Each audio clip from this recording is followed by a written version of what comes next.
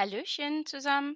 Aujourd'hui, nous continuons de parler syntaxe avec la position zéro. Précédemment, nous avons vu la structure globale d'une phrase que nous avons mémorisée grâce à votre main droite et nous avons déjà détaillé le fonctionnement de certains champs. Aujourd'hui, ce qui nous intéresse, c'est ce qui vient avant la position 1. Dans une phrase allemande, il y a 5 champs ou 5 positions.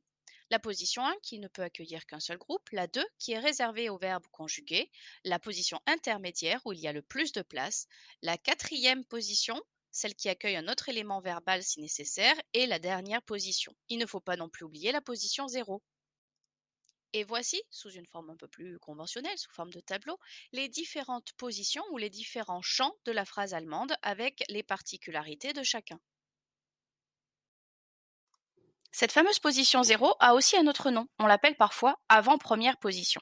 Il faut savoir qu'elle est plutôt sélective à l'écrit et très flexible à l'oral. Quoi qu'il en soit, elle compte pour du beurre, c'est-à-dire qu'elle n'impacte pas la position du verbe qui restera en position 2. À l'écrit, on trouvera en position 0 un type d'élément bien précis, les conjonctions de coordination. En général, il suffit que je dise ça pour que vous me demandiez tous, mais où est donc Ornicar? Et savez-vous en allemand? Voilà la liste des conjonctions de coordination qui pourront aller en position 0 si elles coordonnent des propositions. Là, j'ai dû en perdre quelques-uns.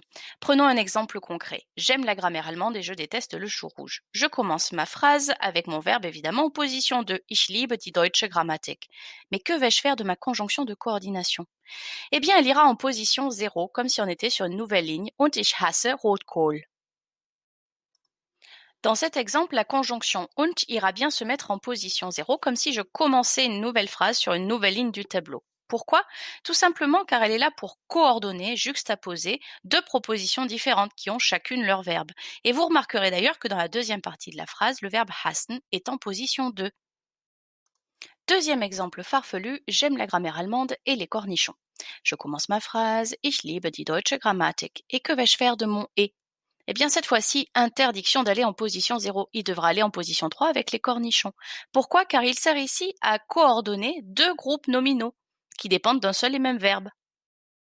À l'oral, on voit souvent apparaître en position 0 un autre type d'élément qui s'explique par le statut de cette position. Elle est facultative, donc quand elle est occupée, ça se remarque, et elle est au tout début de la phrase, donc parfaite pour accrocher votre interlocuteur. Par conséquent, on va y retrouver des éléments à fonction communicative qui servent à établir ou à maintenir le contact. Voici quelques exemples concrets de ces petits mots à fonction communicative. Cela va recouper évidemment les formules d'adresse comme liebe Schüler, mais aussi plein de petits mots parfois difficiles à traduire comme na wie geht's heute, ach ich bin so müde, du ich schlaf gleich wieder ein.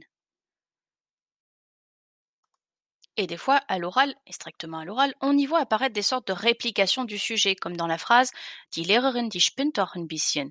La prof, elle est un peu bizarre. Quel est le point commun de tous ces éléments? Ils servent tous à établir ou à rétablir la connexion dans l'échange.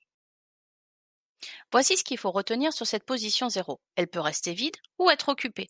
Elle n'accepte que des éléments bien précis, à savoir des conjonctions de coordination, si et seulement si elle coordonne bien des propositions, ou des éléments à fonction communicative qui créent ou maintiennent le contact, et cela est valable plutôt à l'oral. Nous voilà à la fin de la vidéo. Est-ce que tout était clair? Si c'est le cas, bravo à toi. Sinon, n'hésite pas à la regarder encore une fois. Il ne me reste plus qu'à vous dire à bientôt. Tchuss!